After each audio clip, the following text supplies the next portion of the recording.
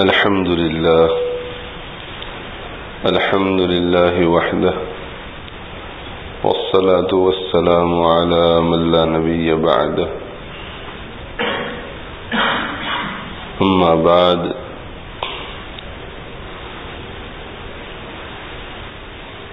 فأعوذ بالله من الشيطان الرجيم بسم الله الرحمن الرحيم واتقوا الله لعلكم تفلحون وقال النبي صلى الله عليه وسلم إنما الأعمال بالنيات وإنما لامرئ ما نوى فمن كانت هجرته إلى الله ورسوله فهجرته إلى الله ورسوله ومن كانت هجرته إلى دنيا يصيبها أو امرأة يتزوجها فهجرته إلى ما هاجر إليه أو كما قال صلى الله عليه وسلم رب اشرح لي صدري ويسر لي أمري واحلل عقدة من لساني يفقهوا قولي سبحانك لا علم لنا إلا ما علمتنا إنك أنت العليم الحكيم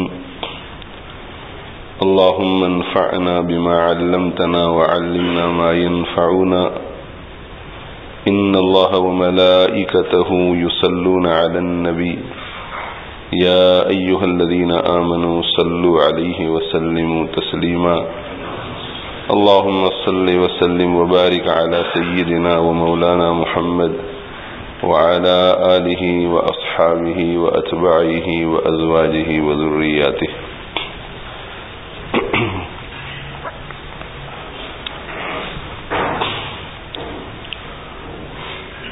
محترم دوستو، بزرگو، عزیز نوجوان ساتھیو،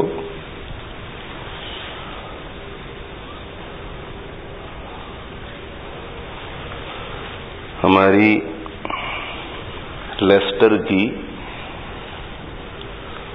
مسجد الفلاح کی مسجد کے افتتاح کے لیے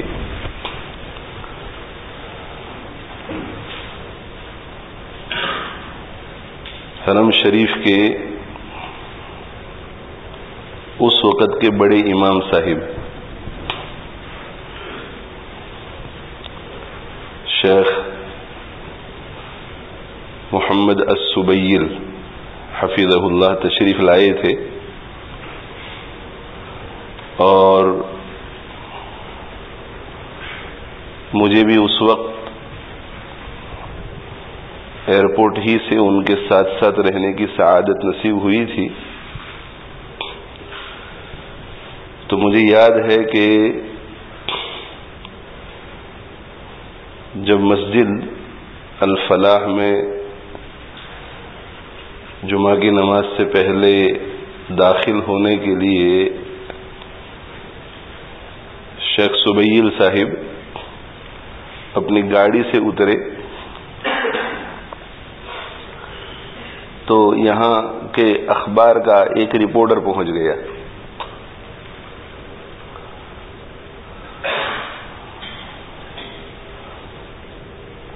اور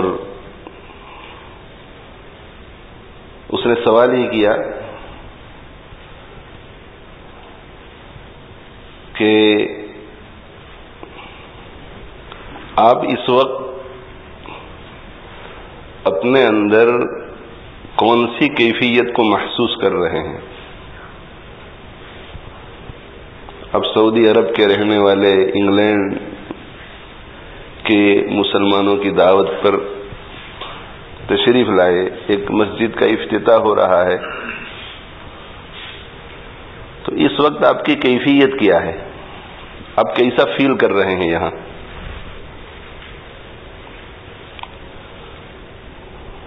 تو اس نے تو دنیاوی نقطۂ نظر سے سوال پوچھا، مگر ظاہر ہے کہ امام الحرم انہوں نے یہ کہا کہ اس وقت میرا سینہ خوشی سے لبریز ہو رہا ہے۔ جواب یہ تھا شیخ کا، اس وقت میرا سینہ خوشی سے لبریز ہو رہا ہے، اس لیے کہ اس وقت میں ایک اور مسجد کے افتتاح کی سعادت حاصل کر رہا ہوں، جس میں انشاءاللہ قیامت تک حق تعالی شانہ کی کم سے کم 5 وقت عبادت ہوتی رہے گی۔ اس کے علاوہ 24 گھنٹے بھی عبادت ہوگی، مگر جب کسی مسجد کا، کسی جماعت خانے کا افتتاح ہوتا ہے 5 وقت کی نمازوں کی غرض سے، تو اس میں اور بھی بہت ساری عبادتیں ہوتی ہیں، تعلیم ہوتی ہے، دروس ہوتے ہیں، تلاوتیں ہوتی ہیں، ذکر و اذکار، اصلاح و تزکیہ، دعوت و تبلیغ، درس و تدریس۔ مگر جب ایک جگہ نماز کے لیے مخصوص ہو جاتی ہے، چاہے مسجد کی شکل میں، چاہے عبادت خانے کی شکل میں، تو کم سے کم درجے کا کام اس میں جو ہوتا ہے، یا کم سے کم کمیت کا، تو وہ یہ ہوتا ہے کہ 5 وقت کی نمازیں ضرور ہوتی ہے، اذان ہوگی، لوگ سنتیں بھی نہ پڑھے اگر، مگر فرض ضرور ہوگی۔ اور ایک مسلمان کے لیے جب اس روئے زمین کا ایک خطہ، اس روئے زمین کا ایک ٹکڑا حق تعالی شانہ کی عبادت کے لیے اور حق تعالی شانہ کو یاد کرنے کے لیے مخصوص ہو جائے، تو اس سے بڑھ کر کیا خوشی ہو سکتی ہے؟ ایک جگہ جب 5 وقت کی نمازوں کے لیے مقرر ہو جاتی ہیں، ایک جگہ پر مسجد متعین ہو جاتی ہے، مسجد کی نیت ہو جاتی ہے، اس کا مطلب یہ ہوتا ہے کہ اب اس علاقے میں اور اس خطے میں کم سے کم حق تعالی شانہ کی نافرمانی نہیں ہوگی۔ یہاں بیٹھ کر کوئی غیبت نہیں کرے گا، یہاں کوئی زنا نہیں کرے گا، یہاں کوئی شراب نہیں پیے گا۔ اس سے بڑھ کر ایک مومن کے لیے کیا خوشی ہو سکتی ہے کہ حق تعالی شانہ کی یاد کے لیے ایک جگہ مقرر ہو جائے، مگر چونکہ دین سے تعلق نہیں، حق تعالی شانہ سے تعلق نہیں، اس لیے ایسے مواقع پر جتنی خوشی محسوس ہونی چاہیے اتنی خوشی ہم محسوس نہیں کرتے۔ بجائے ذہن کے اس قسم کے کاموں پر مثبت نتائج اور پازیٹیو ریزلٹس کی طرف جانے کے نیگیٹو نتائج اور نیگیٹو ریزلٹس کی طرف جاتے ہیں ہمارے ذہن۔ ابھی آتے آتے گاڑی میں بکسٹن اسٹریٹ سے گزر رہا تھا، تو دائیں بائیں وہاں چاچوت اسٹریٹ میں پہنچ کر نظر پڑ گئی دکانوں کی طرف۔ میں نے کہا دیکھو یہاں یہ کپڑے کی دکان، عورتوں کے کپڑے کی دکان، اوپر جاؤ تو دوسری، اس سے اوپر تیسری، اس کے سامنے چوتھی، تو دکانوں پہ دکانیں کھلتی چلی جاتی ہیں، کوئی یہ نہیں کہتا کہ اس دکان کی یہاں کیا ضرورت تھی۔ کیوں بھائی؟ اس لیے کہ ہمارا تعلق ہے دکان سے، کپڑوں سے ہمارا تعلق، لگاؤ، اس لیے ہمیں خوشی ہوتی ہے کہ چلو ایک اور دکان کھل گئی تو ہماری چوائس بڑھ گئی۔ ممکن ہے کہ جو چیز اس دکان میں ہمیں نہ ملے ہمیں یہاں مل جائے، اچھا ہوا کہ ایک اور دکان کھل گئی۔ اور ہمارا چونکہ دین سے تعلق نہیں، نمازوں سے تعلق نہیں، دروس سے تعلق نہیں، حق تعالی شانہ کے قریب آنے کا ہمیں جذبہ نہیں، اس لیے جب کوئی مدرسہ قائم ہوتا ہے، جب کوئی مسجد قائم ہوتی ہے، تو فوراً یہ سوال شروع ہو جاتے ہیں کہ کیا ضرورت ہے اس کی؟ کیا ضرورت ہے اس کی؟ اس کی کیا ضرورت ہے؟ کیوں؟ اس لیے کہ ہم خوش نہیں ہوتے کہ ایک اور چوائس بڑھ گئی۔ ہمیں خوشی ہونی چاہیے کہ ایک اور چوائس بڑھ گئی، ایک ایسی جگہ بڑھ گئی جہاں 5 وقت حق تعالی شانہ کے نام کو بلند کیا جائے گا، 5 وقت کی نمازیں ہوں گی۔ وہ لوگ جو اس علاقے میں رہتے تھے اور بے نمازی تھے یا مسجد تک نہیں جا سکتے تھے، اس کی وجہ سے نماز پڑھنے لگ جائیں گے۔ دیکھ لیجئے جہاں کہیں مسجد وجود میں آتی ہے، ہمارے لیسٹر کا تبلیغی مرکز،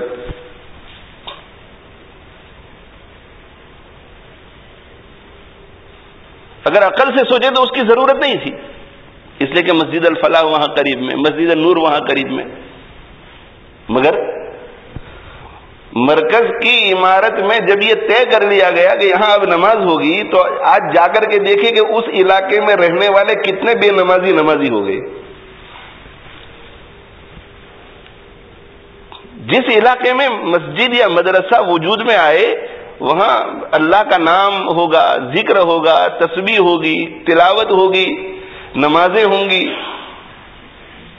تو اہل شہر کو خوش ہونا چاہیے کہ ایک اور جگہ بڑھ گئی جس میں اللہ کا نام لیا جائے گا، تو ہماری بستی اور ہمارے شہر پر حق تعالی شانہ کی رحمتوں کے نزول میں اضافہ ہو جائے گا۔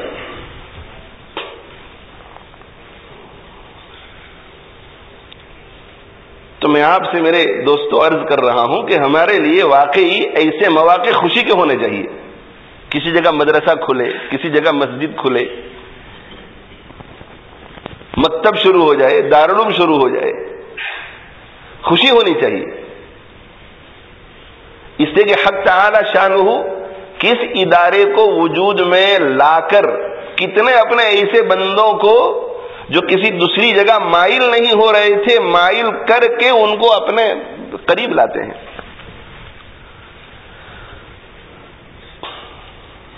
تو ہم دعا کرتے ہیں کہ حق تعالی شانہ آج کے اس افتتاح میں خوب برکت پیدا فرمائے اور اللہ تعالیٰ اس میں جماؤ نصیب فرماوے، اور حق تعالی شانہ تقوی کی بنیادوں پر ہمارے اکابر اور بزرگوں کے اصولوں کی بنیادوں پر اس ادارے کو استوار فرمائے، اور تا قیام قیامت اس ادارے کے فیض کو جاری اور ساری فرمائے، اسے آباد رکھے۔ کسی بھی کام کے عند اللہ مقبول ہونے کے لیے اور کسی بھی کام میں کامیابی کے لیے مسلمانوں کو چند امور کا لحاظ رکھنا چاہیے۔ سب سے پہلی چیز اخلاص، سب سے پہلی چیز اخلاص۔ جو کام بھی کیا جائے حق تعالی شانہ کو راضی کرنے کی غرض سے کیا جائے، بانی کی نیت بالکل درست ہو، سرپرستوں کی نیت بالکل درست ہو، اہل انتظام اور اہل مشورہ کی نیت بالکل صاف اور ستھری ہو، تعاون کرنے والوں کی نیت بالکل خالص ہو، کسی کے دل میں ایک لمحے کے لیے بھی دنیا کا خیال نہ آئے۔ حضرت جی مولانا محمد یوسف صاحب رحمت اللہ علیہ ارشاد فرمایا کرتے تھے کہ جو شخص دین پر چلے گا اور دین کو اپنی زندگی کا مقصد بنائے گا، دنیا ذلیل ہو کر اس کے قدموں میں آئے گی، یہ حق تعالی شانہ کا وعدہ ہے۔ جو شخص بھی دین پر چلے گا دنیا ذلیل ہو کر اس کے قدموں میں آئے گی، یہ اللہ کا وعدہ ہے۔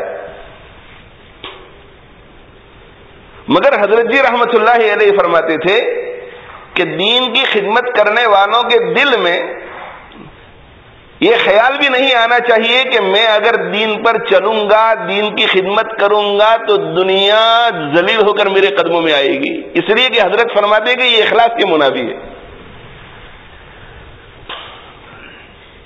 اللہ راضی ہوگا اور دنیا بھی ملے گی، اخلاص کے منافی۔ اخلاص بھی ہے مگر اس کے اندر اب دنیا کی ملاوٹ ہو گئی کہ دین کی خدمت کر رہا ہے، دین کی محنت کر رہا ہے، دین پر چل رہا ہے۔ بھائی کیوں؟ اس لیے کہ حق تعالی شانہ نے فرمایا ہے کہ جو تقوی اختیار کرے گا اسے ہم بہت برکت دیتے ہیں، روزی میں بھی برکت دیتے ہیں، صحت میں بھی برکت دیتے ہیں، اولاد میں بھی برکت دیتے ہیں۔ نیت بدل گئی، یہ سب چیزیں مل کر رہے گی، آپ چاہے نیت کریں یا نہ کریں۔ دین کی خدمت کرنے والے رضائے الہی کی نیت کر کے دین کا کام کریں گے تو حق تعالی شانہ یہ سب کچھ دیں گے، مصیبتوں سے نجات دیں گے، تقوی میں برکت دیں گے، علم میں برکت دیں گے، اولاد میں برکت دیں گے، روزی میں برکت دیں گے، عزت میں برکت دیں گے، یہ ساری چیزیں ملے گی بغیر نیت کیے ہوئے۔ تو جو چیز بغیر نیت کیے ہوئے ملنے ہی والی ہے، اس کی نیت کیوں کریں؟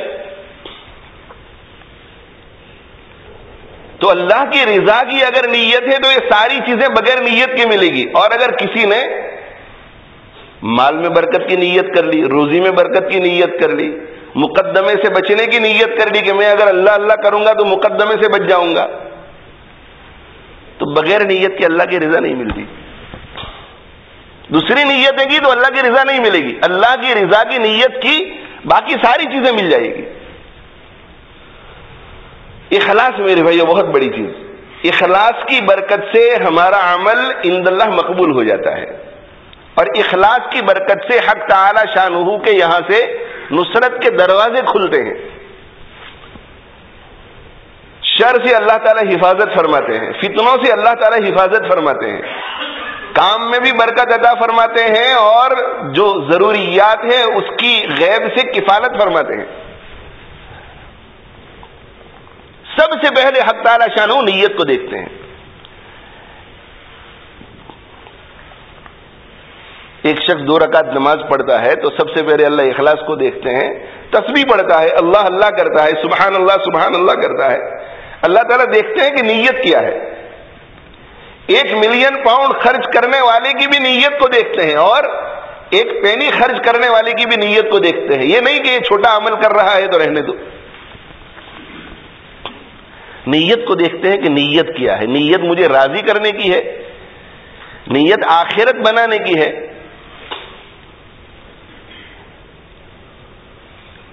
اس لیے سب سے پہلی چیز جس کی دینی کاموں میں کامیابی کے لیے ضرورت ہوتی ہے وہ اخلاص۔ انما الاعمال بالنیات، اعمال کا دار و مدار نیتوں پر ہے،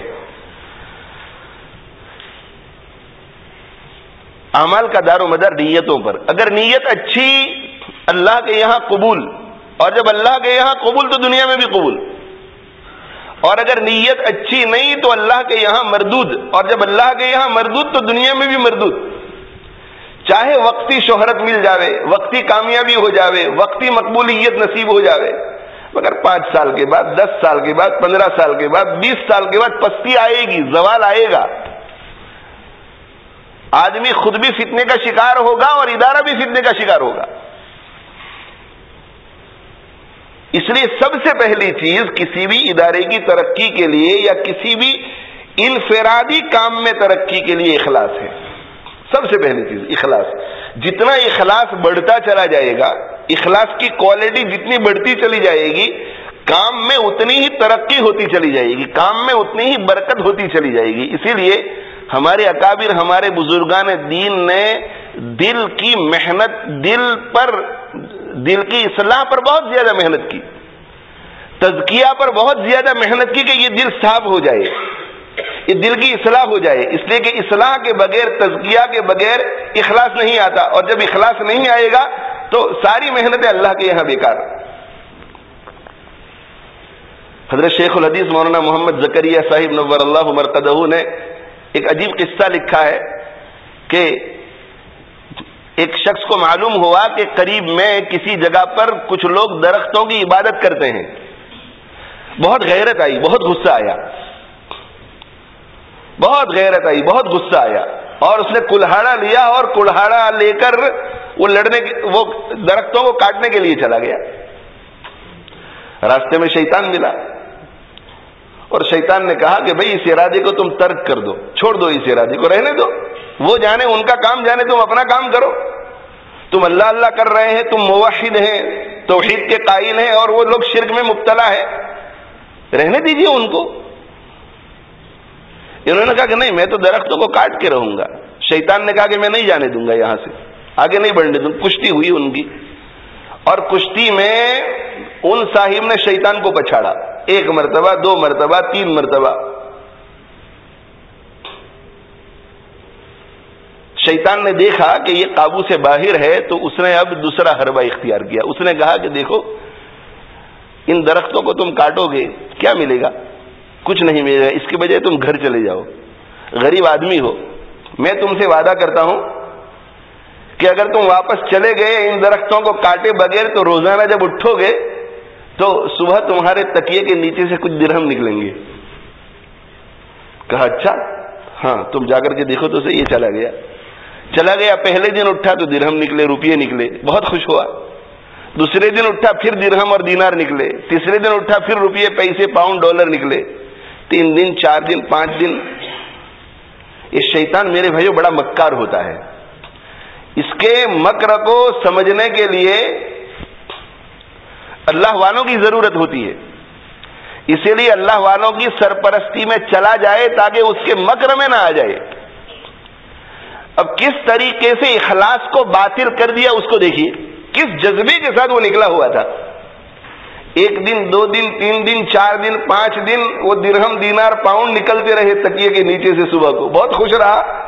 6ٹھے دن اٹھا تو کچھ نہیں, 7ویں دن اٹھا تو پھر کچھ نہیں. اب غصہ آیا اسے کہ اس نے تو مجھے دھوکہ دیا اور ہاتھ میں کلہڑا لیا, اور غصے سے پھر جانے لگا کہ اب کی بار تو درختوں کو کاٹ ہی دوں گا چاہے وہ راستے میں آ جائے. یہ پھر آیا بیچ میں اور کہا کہ بھئی خامخواہ کیوں ان درختوں کو کاٹو گے, کیا ملے گا تم کو. کہا کہ نہیں اب تو میں درخت, کہا کہ مت جاؤ. کہا کہ نہیں جا کے ہی رہوں گا, اب میں تمہارے دھوکے میں آنے والا نہیں ہوں. ان درختوں کو کاٹ کے رہوں گا, تم نے مجھے دھوکہ دیا ہے. کشتی ہوئی تو شیطان غالب آ گیا.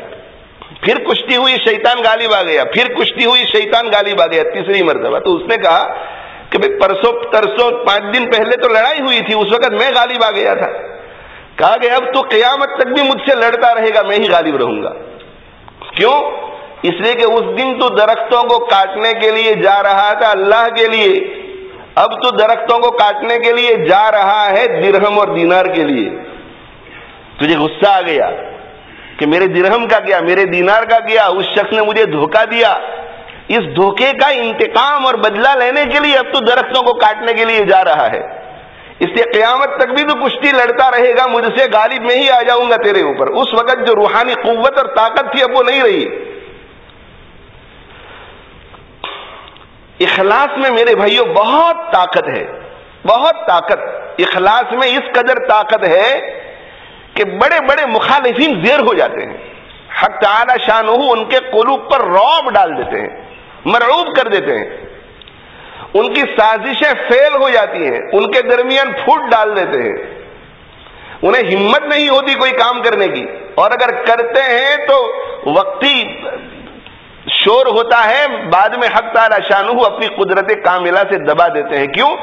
اس لیے کہ جو شخص بھی اخلاص کے ساتھ کام کرتا ہے وہ حق تعالی شانہ ہی کا ہوتا ہے. میں تو یہ اللہ تیرے لیے کرتا ہوں, تیرے لیے کرتا ہوں. لوگ راضی رہے تب بھی, لوگ ناراض رہے تب بھی, میں تو تجھے راضی کرنے کے لیے کرتا ہوں. میں تو تیرے لیے کرتا ہوں, جو کچھ بھی کرتا ہوں تیرے لیے. جب اللہ کے لیے بندے کی نیت ہو جاتی ہے کہ میں جو بھی کرتا ہوں اللہ کے لیے, تو اللہ تعالی شانہ فرماتے ہیں کہ جب تو میرا ہو گیا ہے تو میں تیرا, تیرے سارے کاموں کی کفالت میں کر لوں گا. من کان للہ کان اللہ لہ, جو اللہ کا ہو جاتا ہے اللہ اس کا ہو جاتا ہے. اس لیے میرے بھائیوں اس پر محنت کرنے کی ضرورت ہے. اجتماعی اور انفرادی دونوں طرح کامیابی حاصل کرنے کے لیے, دونوں طرح ترقی کرنے کے لیے اخلاص کی بہت ضرورت ہے. اخلاص ہی کی برکت سے چیزیں وجود میں آتی ہیں, اخلاص ہی کی برکت سے چیزیں ترقی کرتی ہیں.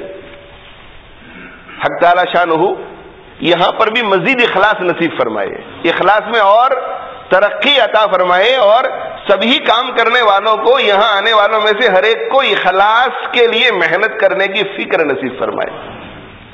اخلاص میرے بھائی بہت اہم چیز, نمبر 1. نمبر 2, انفرادی یا اجتماعی زندگی میں کامیابی کے لیے دوسری چیز, اللہ کے محبوب پیغمبر صلی اللہ علیہ وآلہ وسلم کی لائی ہوئی شریعت اور آپ صلی اللہ علیہ وآلہ وسلم کے طریقے کے خلاف کوئی کام نہ کرنا. کوئی بھی کام کرو اللہ کے نبی صلی اللہ علیہ وآلہ وسلم کے طریقے کے مطابق کرو. کبھی کبھی ہوتا یہ ہے کہ اخلاص اعلیٰ درجے کا ہوتا ہے.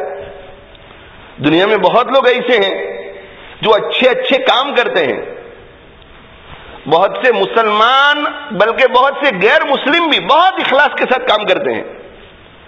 غیر مسلم یتیم خانے کھولتے ہیں، غیر مسلم غریب ملکوں میں جاتے ہیں، آنکھوں کا آپریشن کرتے ہیں، غریب لوگوں کا علاج کرتے ہیں، ہزاروں روپے خرچ کرتے ہیں بہت اخلاص کے ساتھ.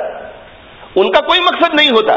بہت سے ایسے ہوتے ہیں کہ جن کا مقصد واہ واہ ہے، مگر بہت سے ایسے ہیں کہ جن کا کوئی مقصد نہیں، صرف خدمت خلق. بہت سے مسلمان ہیں جو بہت سے ایسے کام کرتے ہیں جو حق تعالی شانہ اور اس کے پیغمبر صلی اللہ علیہ وسلم کی نظر میں مردود ہوتے ہیں، مگر وہ اس کو کرتے ہیں، ہر سال کرتے ہیں، ہر ہفتے کرتے ہیں، ہر مہینے کرتے ہیں، اور پیسے بھی بہت خرچ کرتے ہیں اس کے پیچھے. اخلاص کے ساتھ کرتے ہیں، اسے دین سمجھ کر کرتے ہیں، اسے حق تعالی شانہ کی رضا جوئی کا ذریعہ سمجھ کر کرتے ہیں. مگر چونکہ وہ حق تعالی شانہ کے پیغمبر صلی اللہ علیہ وسلم کے طریقے کے خلاف ہوتا ہے، اس لیے تمام تر اخلاص کے باوجود اللہ کے یہاں وہ مقبول نہیں. اللہ کے یہاں وہ مقبول نہیں. حضرت علی رضی اللہ تعالیٰ عنہ نے ایک شخص کو 2 رکعت نماز پڑھتے ہوئے دیکھا. ایسے وقت پر 2 رکعت نماز پڑھتے ہوئے دیکھا جس وقت اللہ کے نبی صلی اللہ علیہ وسلم نے نماز پڑھنے سے منع فرمایا ہے. تو کسی کو بھیجا اور کہا کہ اس کو بلا کر لے آؤ، یہاں بلا کر لے آؤ، اس وقت نماز پڑھ رہا ہے نفل عصر کے بعد فجر کے بعد. تو اسے پکڑ کے لے آیا وہ خادم. تو اسے بہت غصہ آیا، بہت جھنجلا گیا. اور اس قسم کے لوگ دلیل کے طور پر یہی کہتے ہیں کہ بھئی ٹھیک ہے سنت میں نہیں ہوگا، حدیث میں نہیں ہوگا، مگر جو کچھ ہم کر رہے تھے کیا یہ برا کام تھا؟ یہ برا کام تھا. جو لوگ خلاف سنت کام کرتے ہیں، بدعتوں میں مبتلا ہوتے ہیں، ان کی دلیل یہی ہوتی ہے کہ کیا یہ کوئی برا کام ہے؟ یہ کوئی برا کام ہے؟ ہم سب جمع ہو کر کے قرآن مجید پڑھتے ہیں، مرحوم کے ایصال ثواب کے لیے کوئی برا کام ہے؟ تیسرے دن جمع ہو جاتے ہیں، 40ویں دن جمع ہو جاتے ہیں، سال کے اخیر میں جمع ہو جاتے ہیں، کیا یہ کوئی برا کام ہے؟ قرآن ہی تو پڑھ رہے ہیں. تو اس نے بھی حضرت علی رضی اللہ تعالیٰ عنہ سے یہی کہا. یہ بہت پرانی دلیل ہے، بہت پرانی دلیل. اس نے یہ کہا کہ یہ علی، میں 2 رکعت نماز پڑھ رہا تھا تو 2 رکعت نماز پڑھنا مجھے جہنم میں لے جائے گا؟ نماز پڑھنا کسی کو جہنم میں لے جاتا ہے؟ تو حضرت علی رضی اللہ تعالیٰ عنہ نے عجیب جواب ارشاد فرمایا. آپ نے فرمایا کہ نہیں، نماز تو کسی کو جہنم میں نہیں لے جاتی، مگر اللہ کے نبی کے طریقے کے خلاف کرنا ضرور جہنم میں لے جاتا ہے. نماز تو کسی کو جہنم میں نہیں لے جاتی، تلاوت جہنم میں نہیں لے جاتی، ایصال ثواب جہنم میں نہیں لے جاتا، حج عمرہ جہنم میں نہیں لے جاتا، مگر اللہ کے نبی کے طریقے کے خلاف تلاوت کرنا، اللہ کے نبی کے طریقے کے خلاف نماز پڑھنا، اللہ کے نبی صلی اللہ علیہ وسلم کے طریقے کے خلاف حج کرنا، عمرہ کرنا، یہ انسان کو جہنم میں لے جاتا ہے. تو میرے عزیزوں، میرے بھائیوں، ہر چیز میں یہ معلوم کرو کہ سنت طریقہ کیا ہے، اللہ کے نبی صلی اللہ علیہ وآلہ وسلم کا طریقہ کیا ہے. اور بہت سے ایسے کام جو اللہ کے نبی صلی اللہ علیہ وسلم کے زمانے میں نہیں تھے. مثال کے طور پر مسجد اور مدارس چلانے کا جو اس وقت کا ہمارے زمانے میں طریقہ تھا، اللہ کے نبی صلی اللہ علیہ وسلم کے زمانے میں ایسا طریقہ نہیں تھا. وہاں تو ماحول ایسا تھا کہ ہر شخص اتنا فکر مند رہتا تھا کہ اسے یہ کہنا نہیں پڑتا تھا کہ مسجد کا تعاون کرو، اسے یہ کہنا نہیں پڑتا تھا کہ مدرسے کو چندے کی ضرورت ہے. آج کل جو ہے ہمارا مزاج یہ بن گیا ہے کہ مدرسہ ضرورت مند ہے، مسجد ضرورت مند ہے. جب یہ اپنی ضرورت کو ہمارے سامنے پیش کریں گے تب ہم غور کریں گے اس پر کہ یہ ضرورت مجھے پوری کرنی چاہیے یا نہیں. مدرسہ ضرورت مند، مسجد ضرورت مند، ادارہ ضرورت مند، وہ آئے اور وہ آ کر کے ہم سے کہیں کہ ہماری ضرورت کو پوری کرو. اور اس دور میں کیا تھا؟ میں ضرورت مند اللہ کے راستے میں خرچ کروں گا تو میری آخرت بنے گی. میں ضرورت مند. اتقوا النار ولو بشق تمرۃ، اللہ کے نبی صلی اللہ علیہ وسلم نے فرمایا کہ اے میرے امتیو، ایک دن آنے والا ہے کہ تم اللہ کے دربار میں کھڑے ہوں گے، اللہ کے سامنے کھڑے ہوں گے، اور تمہارے اور اللہ کے درمیان دوسرا ترجمہ کرنے والا کوئی نہیں ہوگا، ڈائریکٹ حکم الحاکمین سے بات کرنی پڑے گی۔ اور جب اسے حساب کتاب کے بعد روانہ کیا جائے گا تو دائیں طرف دیکھے گا تو جہنم، بائیں طرف دیکھے گا تو جہنم، سامنے دیکھے گا تو جہنم۔ اس سے کیسے بچا جا سکتا ہے؟ اتقوا النار ولو بشق تمرۃ، تم جہنم کی آگ سے بچو، آگ سے بچو۔ کیسے؟ خیرات کر کے، صدقہ کر کے، خیرات اور صدقہ کر کے جہنم کی آگ سے بچو، یتیموں پہ خرچ کر کے، بیواؤں پہ خرچ کر کے، غریبوں پہ خرچ کر کے، مساجد پر خرچ کر کے، مدارس پر خرچ کر کے، وجوہ خیر میں خرچ کر کے جہنم کی آگ سے بچو۔ اور اگر تمہارے پاس کچھ نہ ہو تو کھجور کا آدھا حصہ ہی خرچ کر دو، اس سے کہ کھجور کے آدھے حصے سے بھی اللہ جہنم سے بچا لیتا ہے۔ ان الصدقۃ تطفئ غضب الرب، خیرات کرنا اللہ تعالی شانہ کے غصے کو ٹھنڈا کر دیتا ہے۔ وتدفع میتۃ السوء، اور بری موت سے بچاتا ہے، زلزلے کی موت سے بچ جاتا ہے، سونامی کی موت سے بچ جاتا ہے، کینسر کی موت سے بچ جاتا ہے خیرات کرنے والا، اور سوء خاتمے سے بچ جاتا ہے، کفر اور شرک اور نفاق والی موت سے بچتا ہے، اللہ کے غضب والی موت سے بچتا ہے، معصیت اور گناہ والی موت سے بچتا ہے۔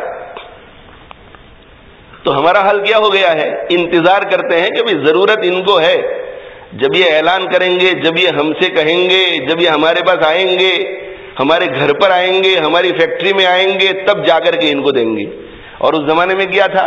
اس زمانے میں تھا کہ محتاج ہم ہیں، کہیں ایسا نہ ہو کہ اس مدرسے میں اور اس مسجد میں تعاون کر کے ہماری آخرت بننے والی تھی، ہم بیٹھے رہے، لوگ ان کو پیسے دیتے رہے، کہیں ہم رہ نہ جائیں۔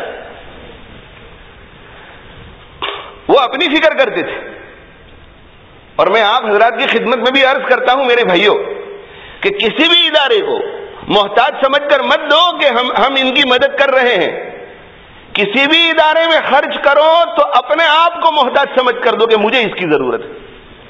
اگر یہ کانسیپٹ ہو جاتا امت کے ذہن میں، یہ کانسیپٹ بیٹھ جاتا کہ ہمیں ضرورت نہیں، یہ ادارے کو ضرورت نہیں، ہمیں ضرورت ہے، ادارے کا کام تو پورا ہو جائے گا، کوئی دے نہ دے، مگر کہیں میں نہ رہ جاؤں، اور میں زیادہ سے زیادہ اس میں حصے دار بننا چاہتا ہوں۔ کہیں ایسا نہ ہو کہ ارادہ کیا ہے 1 لاکھ دینے کا اور اخیر میں موقع رہ جائے 5,000 کا، کہیں ایسا نہ ہو کہ میں رہ ہی جاؤں بالکل، آج کل میں رہ گیا، رمضان کے انتظار میں رہ گیا، کہیں میرا انتقال نہ ہو جائے۔ میرے والد مرحوم اللہ تعالیٰ غری کے رحمت فرمائے، میں جب دارالعلوم بری میں پڑھتا تھا تو میرے استاد محترم مرشدی حضرت اقدس مولانا محمد یوسف مطالعہ صاحب دامت برکاتہم بہت شفقت فرماتے تھے، اور حسن ظن کی بنا پر طالب علمی کے زمانے میں مجھے مدرسے کے کاموں کے لیے بھیجتے تھے۔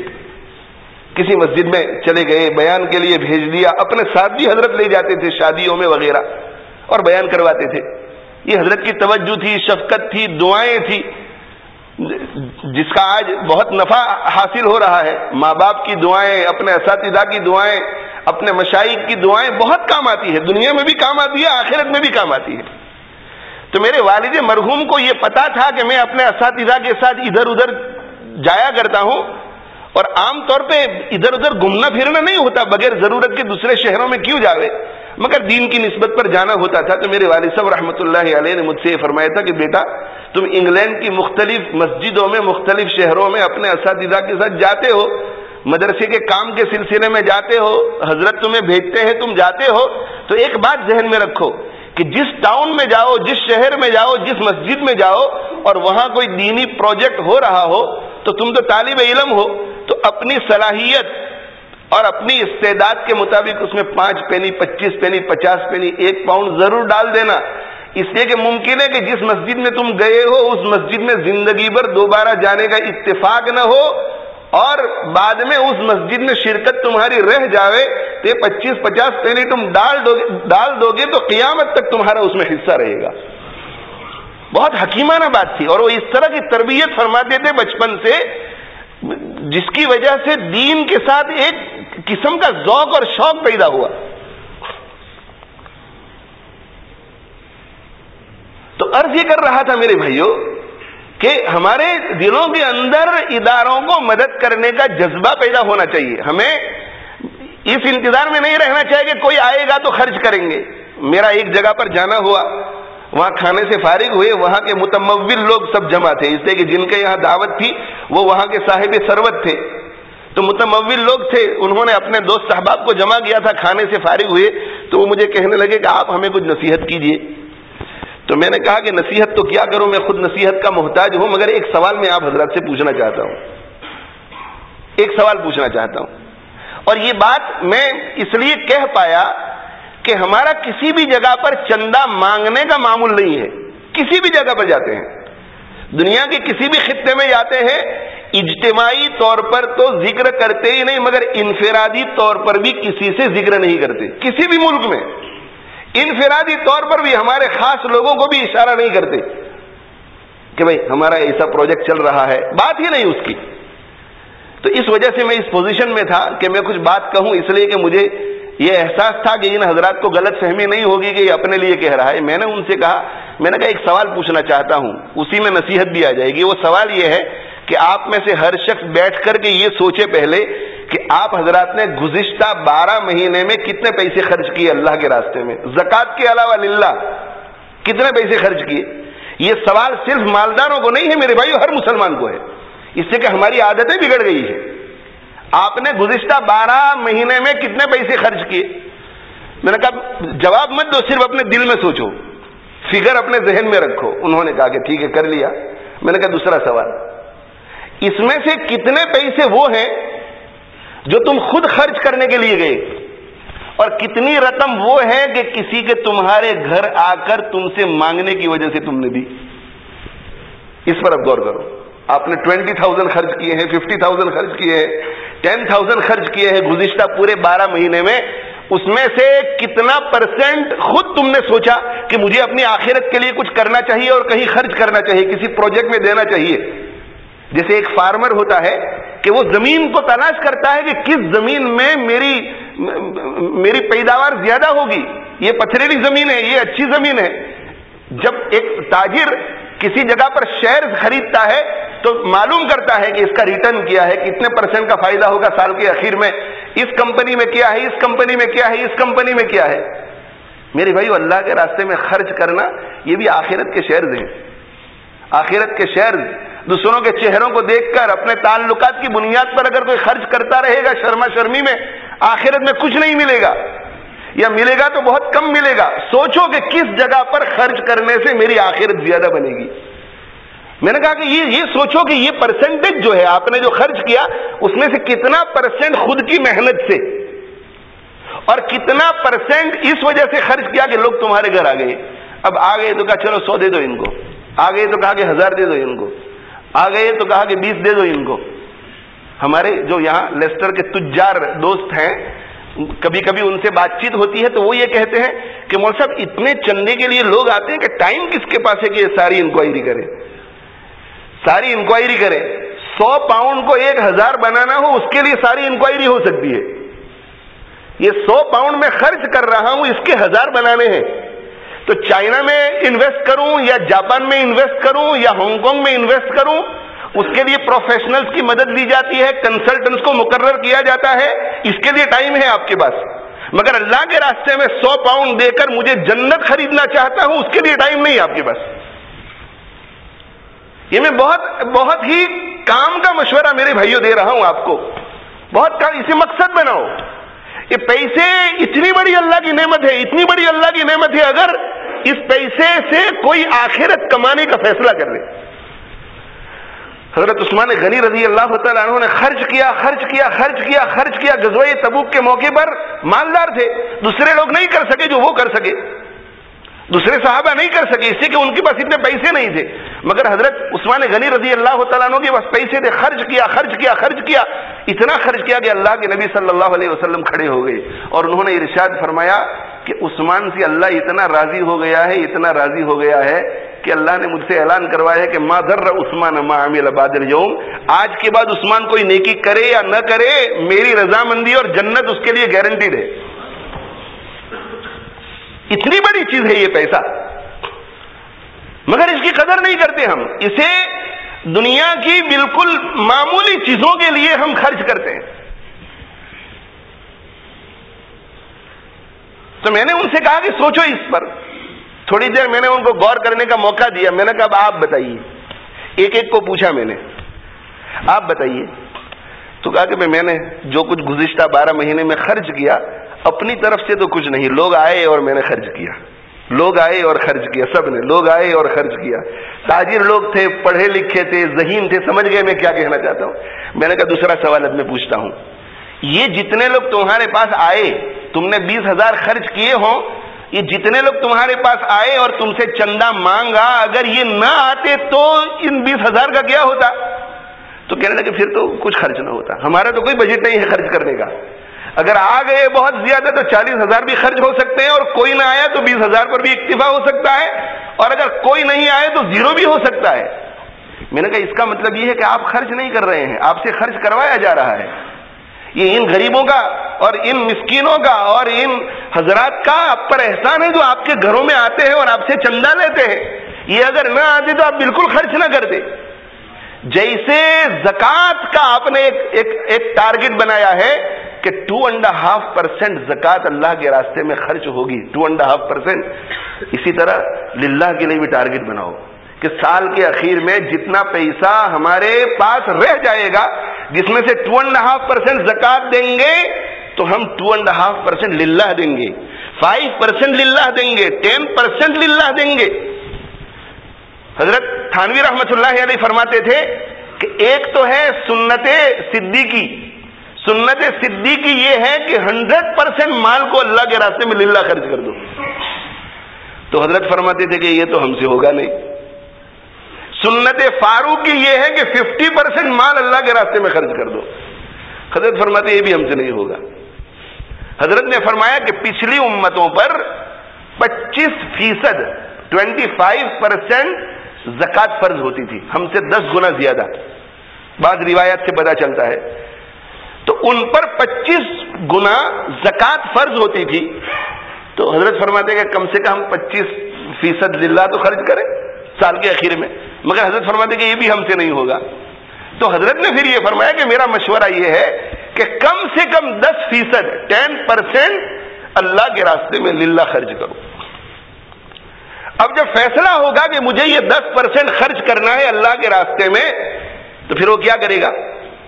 وہ تلاش کرے گا مواقع کہ کہاں خرچ کرنا ہے، وہ خود تلاش کرے گا کہ مجھے تو یہ اللہ کے راستے میں خرچ کرنے ہیں۔ اور میں اپنے دوستوں سے کہا کرتا ہوں کہ بھئی ہم تو 10% بھی خرچ کرنے سے رہے، مگر کم سے کم آدھے ٹکے سے تو شروع کرو، 0.5%، 1%، 1.5%۔ میں ایسے دوست احباب کو جانتا ہوں جنہوں نے مسجد نور میں میرے اس مشورے پر عمل کیا کہ سال کے اخیر میں جو بچ جائے گا اس میں سے 2.5% تو زکوٰۃ دیں گے اور 1% للہ۔ اور میں نے کہا کہ 1% للہ اگر ہو جائے تو پھر اللہ کا شکر ادا کرو کہ یہ اللہ آپ کی توفیق ہے، آپ نے ہمیں توفیق عطا فرمائی، آپ ہمیں مزید کی توفیق دیجئے۔ وہ بڑھتے رہے بڑھتے رہے بڑھتے رہے اور 20-30% تک پہنچ گئے ہیں۔ سال کے 20-30% اللہ کے راستے میں نکالتے ہیں۔ اور میں ایسے لوگوں کو بھی جانتا ہوں جو کوئی بڑے سرمایہ دار نہیں، مگر 50%، 50% اللہ کے راستے میں نکالتے ہیں رقم، 50% للہ، جو آتا ہے 50%، جو آتا ہے 50%۔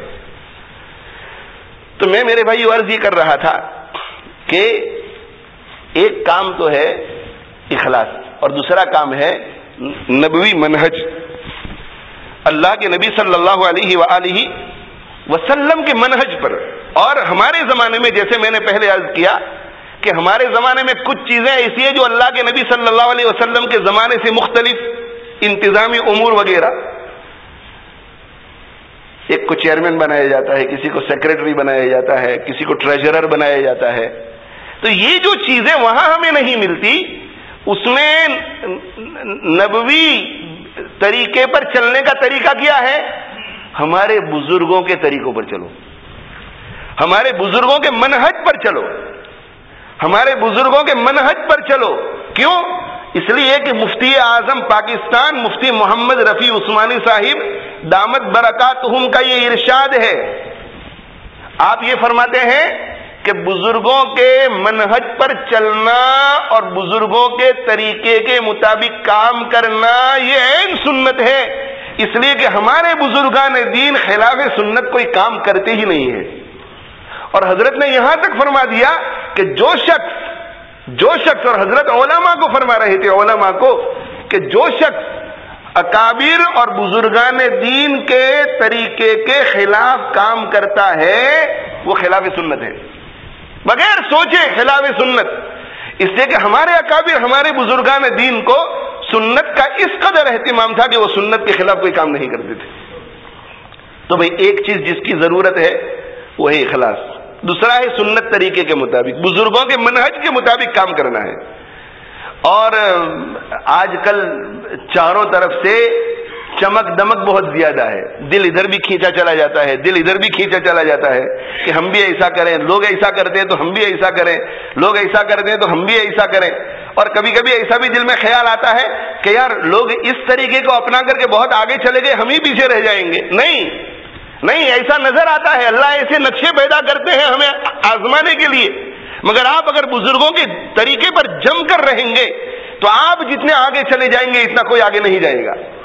آپ جتنے آگے جائیں گے اتنا کوئی آگے نہیں جائے گا. جم کر کے دیکھو. ہمارا الحمدللہ ثم الحمدللہ 20 سال کا تجربہ ہے، 20 سال تقریباً، کہ جو بزرگوں کے منہج پر چلتا ہے، بزرگوں کے طریقے پر چلتا ہے، بزرگوں کے بتلائے ہوئے اصولوں کا ضابطہ کرتا ہے، ضابطے کے مطابق چلتا ہے، میرے بھائیوں وہ آگے چلا جاتا ہے، سب سے آگے چلا جاتا ہے، وہ کبھی پیچھے نہیں رہتا.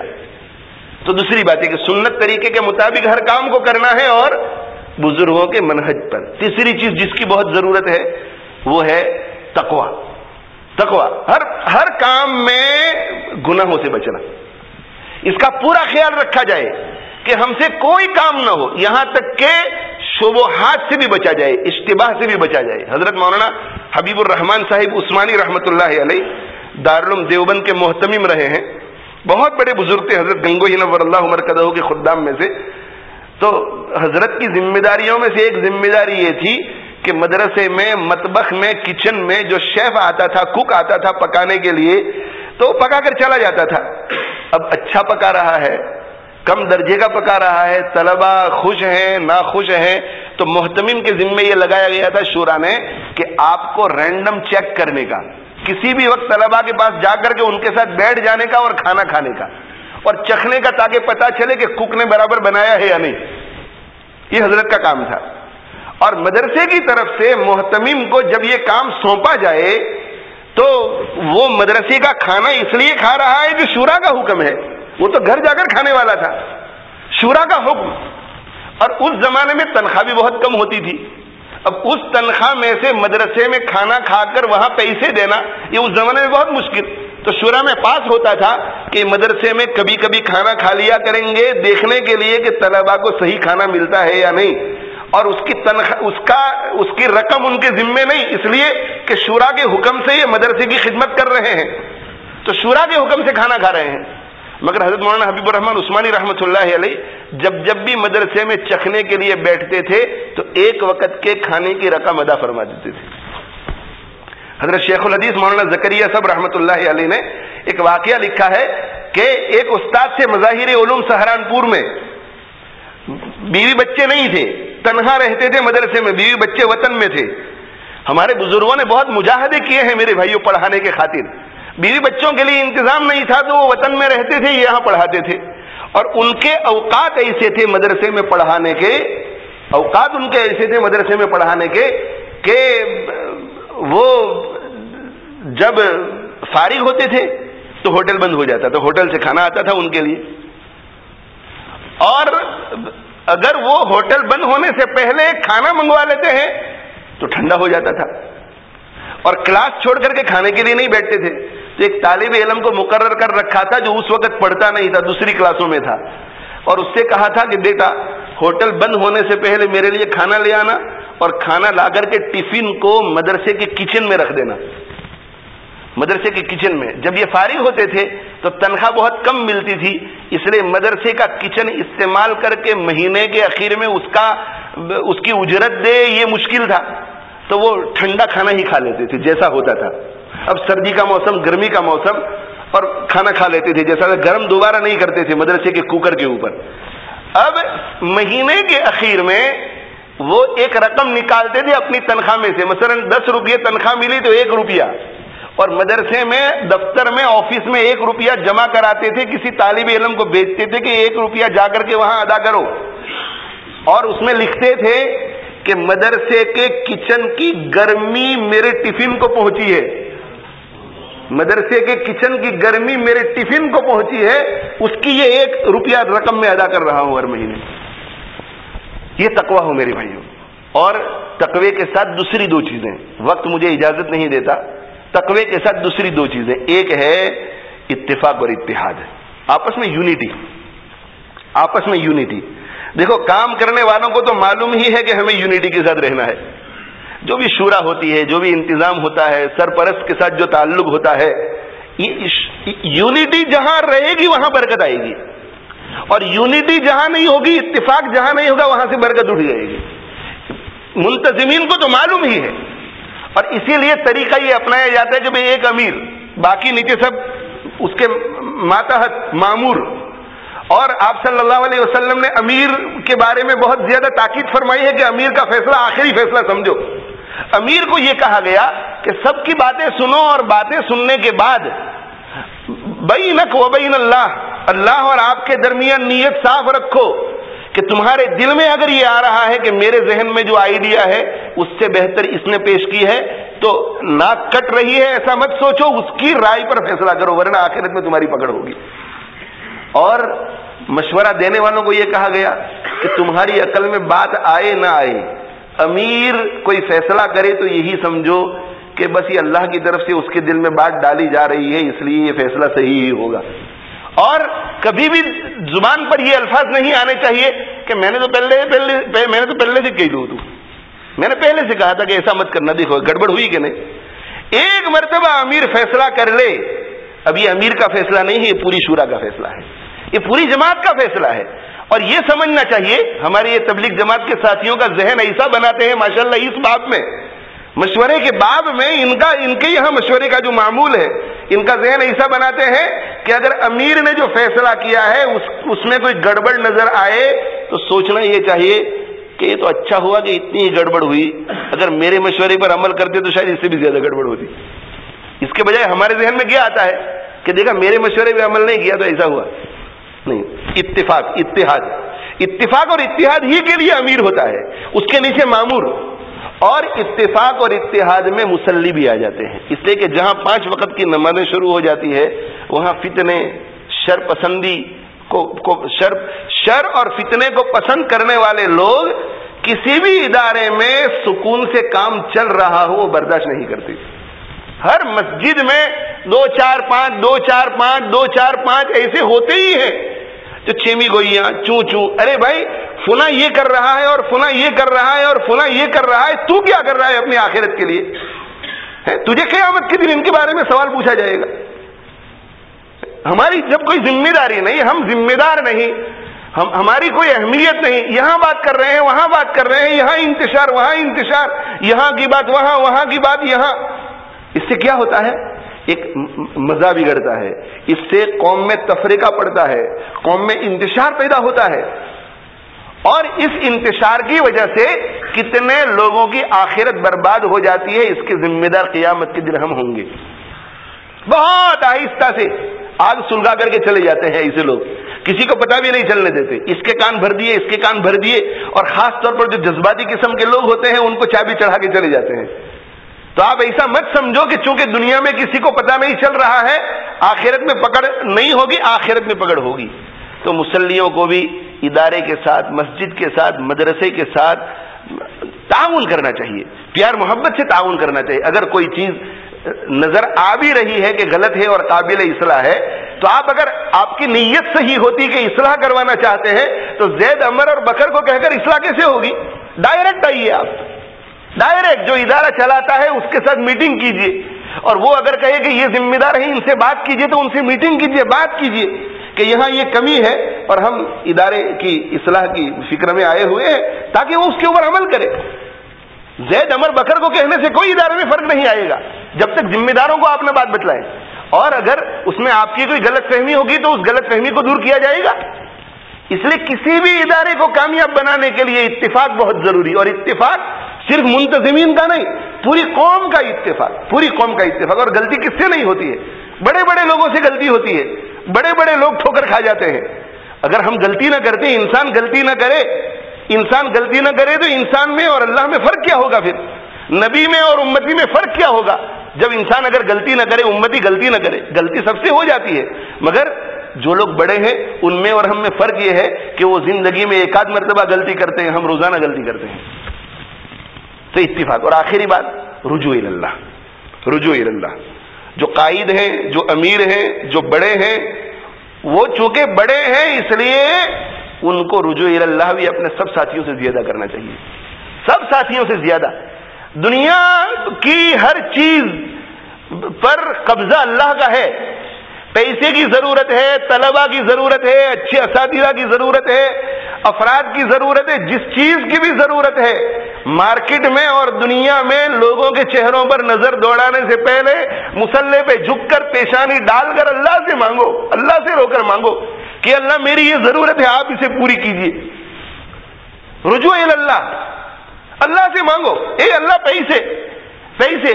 عالمگیر کا واقعہ ہے کہ وہ ایک غریب کو کہہ کر کے آئے تھے کہ میاں تمہیں اگر ہماری ضرورت پڑے تو آ جانا تم دلی۔ وہ دلی گیا، وہ غریب، احسان تھا عالمگیر کے اوپر، دلی گیا مانگنے کے لیے، فاقہ تھا گھر میں کہ چلو بادشاہ کے پاس جاتے ہیں، کچھ 5-25 مل جائیں گے۔ گیا تو لے گیا ویٹنگ روم میں، تو خادم سے پوچھا کہ یہ بادشاہ کیا کر رہا ہے؟ مصلی پہ بیٹھا ہوا تھا عالمگیر اور بہت نیک آدمی تھا، رو رہا تھا اللہ کے سامنے کہ یہ کیا کر رہا ہے؟ تو کہ مانگ رہا ہے۔ کہ مانگ رہا ہے بادشاہ ہو کر؟ تو کہا ہاں، اس سے بھی ایک بڑا بادشاہ ہے جس سے مانگ رہا ہے۔ کہ وہ کون؟ تو کہ اللہ سے مانگ رہا ہے، اللہ سے مانگ رہا ہے۔ وہ ملے بغیر جانے لگا تو خادم نے روک لیا اور کہا کہ بھائی تجھے تو بہت بڑا تحفہ دینے والے ہیں، یہ رک جا۔ کہا کہ نہیں، اب اس سے میں کیا مانگوں، اس سے میں کیا مانگوں؟ یہ جس سے مانگ رہا ہے میں بھی اسی سے مانگ لوں گا، یہ جس سے مانگ رہا ہے اسی سے میں مانگ لوں گا۔ میرے بھائیو، مالدار کی کیا حیثیت، صاحب مال کی کیا حیثیت، تاجر کی کیا حیثیت؟ وہ آپ کو اور مجھے کیا دے سکتا ہے؟ وہ اس وقت تک نہیں دے سکتا جب تک کہ اللہ تعالیٰ اس کے دل کو ہماری طرف متوجہ نہ کرے۔ اللہ متوجہ کرے گا تو وہ دے گا۔ اور اللہ تعالیٰ کے دینے کے عجیب انداز ہوتے ہیں، کبھی کبھی کسی مالدار کو متوجہ کر کے ایک ہی سے کام کرا دیتا ہے، اور کبھی کبھی مالداروں کو متوجہ نہیں کرتے، سینکڑوں کو متوجہ کر کے 5-5 سے ہمارا کام کرا دیتا ہے۔ مانگو اس سے اور کہو کہ اللہ یہ کام آپ کا ہے، آپ ہی کو یہ کام کرنا ہے۔ رجوع اللہ، اور ہر چیز میں رجوع اللہ۔ اے اللہ فتنے سے بچائیے، اس کو شر سے بچائیے، حسد سے بچائیے، ہماری جو جماعت ہے آپس میں پھوٹ سے بچائیے، اختلاف انتشار سے بچائیے، خارجی شرور سے بچائیے، حاسدوں کے حسد سے بچائیے، اور دعا رجوع اللہ بہت زیادہ ہو۔ یہ 5 امور پر میرے بھائیوں اگر ہم نے عمل کر لیا تو ادارے میں بھی کامیابی ہوگی اور ہماری انفرادی زندگی میں بھی کامیابی ہوگی۔ نمبر 1 اخلاص، نمبر 2 سنت کی اتباع، آپ صلی اللہ علیہ وسلم کا طریقہ اور آپ صلی اللہ علیہ وآلہ وسلم کے عشاق بزرگان دین کا طریقہ۔ نمبر 3 تقوی کا بہت زیادہ اہتمام۔ نمبر 4 یونٹی، آپس میں اتفاق۔ حضرت عمر رضی اللہ تعالیٰ عنہ کے زمانے میں مسلم لشکر لاکھوں کے مقابلے میں آ گیا، ادھر کچھ ہزار اور ادھر لاکھ۔ تو کہا کہ بھئی کیا کیا جائے؟ تو دیکھو امیر کی کتنی اطاعت کہ ہمیں تو امیر نے لڑنے کے لیے بھیجا ہے، ہمیں خود فیصلہ نہیں کرنا چاہیے کہ اب پیچھے ہٹ جاتے ہیں، یہ تو بہت زیادہ ہے۔ کہا کہ امیر المومنین پر لکھو۔ ایک آدمی کو روانہ کیا اور اس وقت تک ہم کسی طرح پیچھے ہٹتے رہیں اور دیکھیں کہ کیا ہوتا ہے۔ امیر المومنین پر خط لکھا کہ ہزاروں کے مقابلے میں 1000 نہیں ہے، یہاں تو ہزاروں کے مقابلے میں لاکھوں آ گئے ہیں، آپ کی کیا رائے ہے، ہمیں کیا کرنا چاہیے؟ وہاں سے حکم آیا، اور حکم یہ آیا کہ ان الرأی لمثلنا الاجتماع۔ کہا کہ یہ جو ہماری امت ہے، مسلمان امت، اس کے لیے تو ایک ہی مشورہ ہے، سخت سے سخت حالات میں ایک ہی مشورہ ہے۔ وہ کیا؟ اکٹھے ہو جاؤ، یونائٹ ہو جاؤ، سارے رائے سب کی ایک ہو جائے کہ لڑنا ہے۔ یہ نہیں کہ آدھے کہیں لڑنا ہے، آدھے کہیں متفق ہو جاؤ، لڑنے کے لیے تیار ہو جاؤ. اور پھر آگے فرمایا حضرت عمر رضی اللہ تعالیٰ عنہ نے اس لیے کہ اللہ نے اس امت کی خصوصیت یہ بنائی ہے کہ جب یہ آپس میں متفق ہو جاتے ہیں اور پہاڑ ان سے ٹکرا جاتا ہے تو پہاڑ بھی پاش پاش ہو جاتا ہے. یہ جب متفق ہو جاتے ہیں تو قلت کے باوجود یہ کثرت کے اوپر غالب آ جاتے ہیں. اور اس امت کی خصوصیت یہ ہے کہ یہ آپس میں جب اختلاف پیدا ہو جاتا ہے اور الگ الگ ہو جاتے ہیں, ان کے دل ٹوٹ جاتے ہیں, تو کثرت کے باوجود بھی قلت ان پر غالب آ جاتی ہے. میجورٹی پر ہونے کے باوجود بھی مائنورٹی ان پر غالب آ جاتی ہے. اور اگر اتفاق ہوتا ہے تو مائنورٹی ہونے کے باوجود بھی میجورٹی پر بھی غالب آ جاتے ہیں. اور آخری چیز رجوع اللہ, اللہ سے خوب مانگنا, اللہ سے خوب مانگنا, اللہ سے مانگنے کی عادت ڈالنا کہ ہر چیز میں اللہ سے مانگا جائے. اللہ تعالیٰ جو ہے آج کی اس نشست کو بے انتہا قبول فرمائے اور اللہ تعالیٰ آج کی اس ابتدا میں خوب برکت پیدا فرمائے اور اللہ تعالیٰ انتہا تک اس برکت کو باقی رکھے اور برکت کو بڑھاتا ہی چلا جائے. اور اللہ تعالیٰ اس ادارے کو علم اور عمل دونوں کی حفاظت کا ذریعہ بنائے, بزرگوں کے منہج پر اس ادارے کو رکھے اور بزرگوں کی تعلیمات کی حفاظت کا اس کو بہت ہی اہم مرکز بنائے اور بزرگوں کی تعلیمات اور علم اور عمل کے صرف اس علاقے میں, لیسٹر میں نہیں, ملک میں نہیں, یورپ میں نہیں, پوری دنیا میں پھیلنے کا ذریعہ بنائے. اللہ تعالی ہمارے عزیز بھائی حضرت مولانا اسماعیل صاحب زید مجدہم اور ان کے جتنے بھی رفقا ہیں, ان کے اساتذہ ہیں, ان کے جتنے معاونین ہیں, اللہ تعالیٰ ان سب کے اخلاص میں مزید اضافہ فرمائے, ان سب کے علوم میں مزید اضافہ فرمائے, ان کے عمل اور تقوی میں مزید اضافہ فرمائے اور اللہ تعالیٰ ان کے فیوز میں مزید اضافہ فرمائے اور حق تعالیٰ شانہ ان سب کی ہر اعتبار سے حفاظت فرمائے. اس ادارے کو بھی داخلی خارجی ہر قسم کے شرور سے, فتن سے محفوظ رکھے اور اللہ تعالیٰ تا قیام قیامت اس ادارے کو آباد رکھے. اور اللہ تعالیٰ پورے لیسٹر میں جتنے ادارے ہیں, جتنے علماء ہیں, جتنے مشائخ ہیں, جتنی مساجد ہیں, جتنی خانقاہیں ہیں, سب کی بہت زیادہ حفاظت فرمائے. جتنے دین کے کام ہو رہے ہیں اللہ تعالیٰ سب کی حفاظت فرمائے اور سب کی ضرورتوں کو پوری فرمائے اور سب کو اللہ تعالیٰ بہت ترقیات سے نوازے, کسی کا محتاج نہ بنائے اور اللہ تعالیٰ پورے عالم میں دین کی جتنی محنتیں ہو رہی ہیں سب کو بے انتہا قبول فرمائے. وآخر دعوانا ان الحمد للہ رب العالمین وصلی اللہ علی نبینا محمد وعلی آلہ وصحبہ اجمعین.